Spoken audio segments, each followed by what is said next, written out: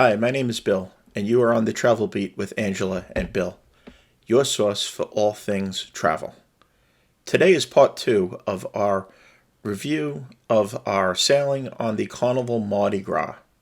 We will also be sharing with you what we did at the ports of Nassau, San Juan, Puerto Rico, and Amber Cove in the Dominican Republic.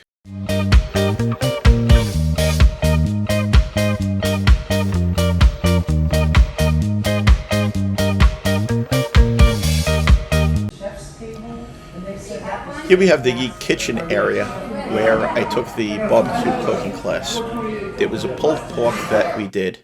The chef stands up in the front and kind of guides you through. You have all the ingredients in front of you. After you've done preparing the meat, they bring you up to Guy's Pig and Anchor through the kitchen, and you watch them as they put the pulled pork in the smokers. Unfortunately, they are electric smokers. They have an aversion to wood and fire on cruise ships for obvious reasons. The barbecue was pretty good, though.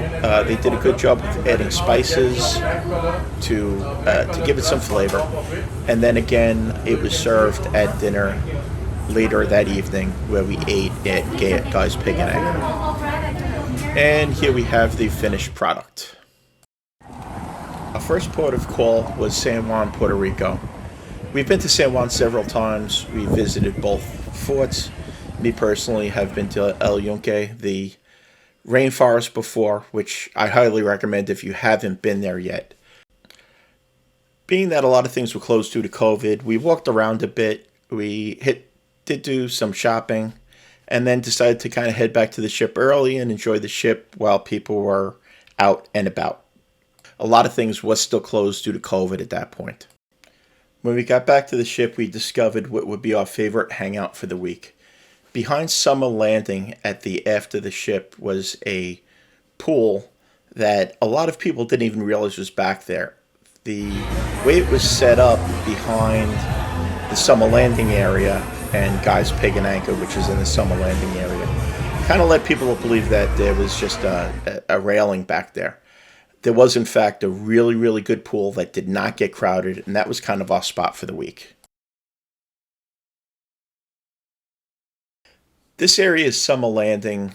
Like I said, they had a lot of music going back here during the week. They had a Heroes Lounge that was dedicated to the military, live music going on. At night and during the afternoons, it also served as the dining room for Guy's Pig and Anchor.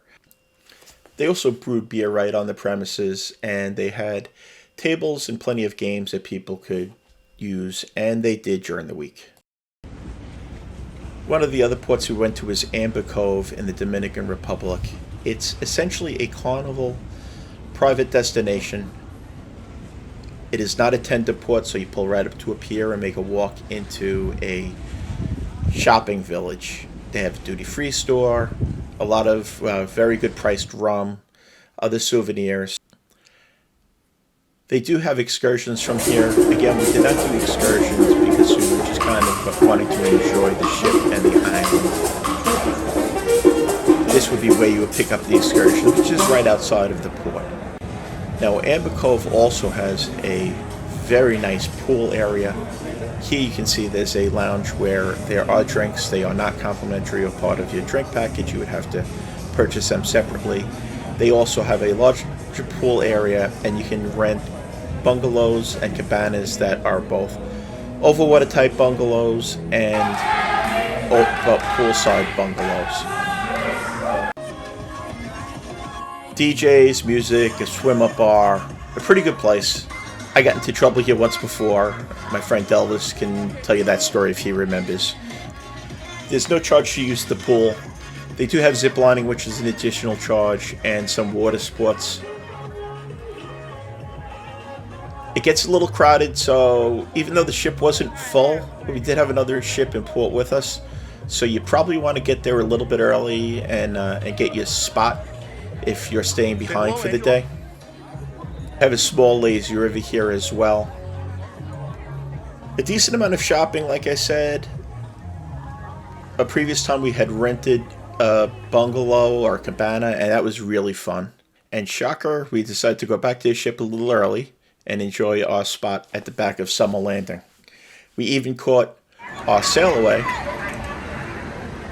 and the Carnival Magic, which was still in port. That got there a little bit after we did. As you can hear, everybody's pretty excited, including the captain. Hey, Angel, look at the captains and stuff on the ship.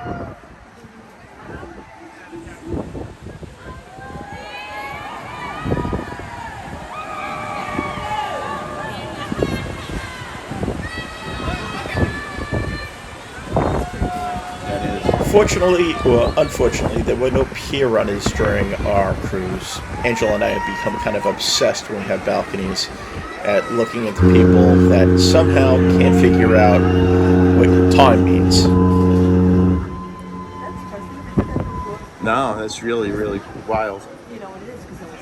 Yeah, everybody's so excited. That's the crew pool, I think, in the front there.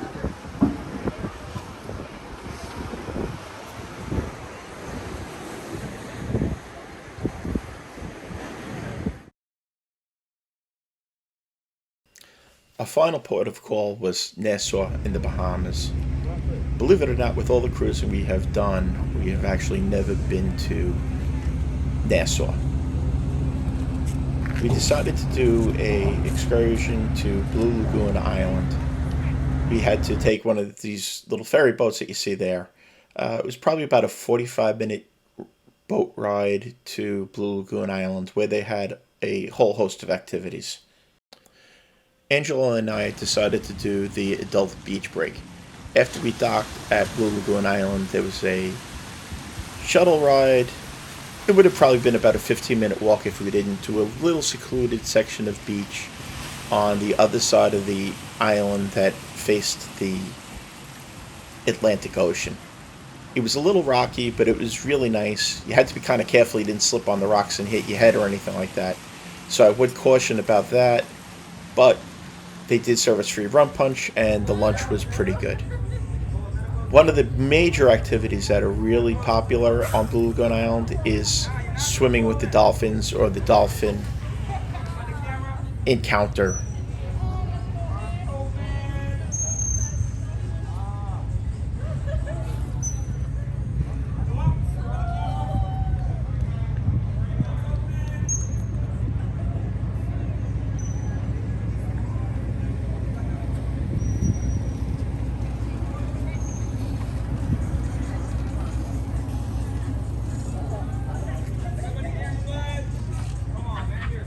Enjoyed Blue Lagoon Island, but after a couple of hours we were ready for the boat ride back. As you can see, there is the famous Atlantis Resort. I'd also like to point out a couple of inaccuracies from my previous video that a viewer was kind enough to share with me. The Fortune Teller bar is actually on deck 6 in the French Quarter, and the Alchemy bar is on deck 7 directly above it. One of the things that I really appreciated is the Heroes Lounge, which is located in the Summer Landing area. It's a gathering place for veterans and for active military, and it was very much used during the cruise. There is a lot of military decorations and pictures and photos and things like that on the walls.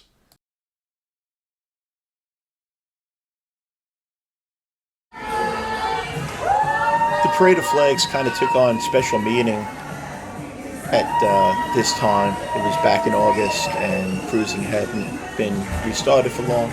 And one of the things that we really enjoyed was being with people from so many different countries that had worked hard and were unable to work for years. Most of them went through their life savings until they could get back on the ship and send money back to their families.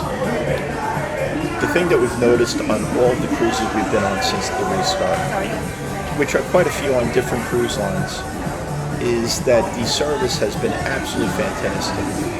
People that work on these cruise ships are so hardworking, and they are so good at what they do. Regardless of what cruise line you go on, I'm sure the service is going to be excellent, and hopefully it remains that way. If you're enjoying this type of content, I'd really appreciate if you gave the video a like, and please subscribe to the channel. It really helps us out. We have plans for a lot of other content, including all-inclusive resorts and cruises. Tomorrow we leave for Puerto, staying at Secrets Royal Beach, and we've also done cruises over the past 6 months on Holland America, Celebrity, Royal Caribbean, Virgin Voyages, and we have several cruises planned coming up. So if you like this content, please, again, just give it a subscribe, and feel free to leave constructive criticism in the comment section. I am pretty good at traveling. I am not so good at tech work, and I'm definitely not good at editing. So bear with me as time goes on. These videos will get better in quality, but the information will remain excellent.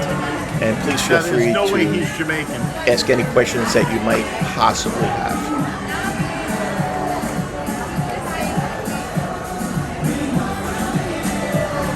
Here we go.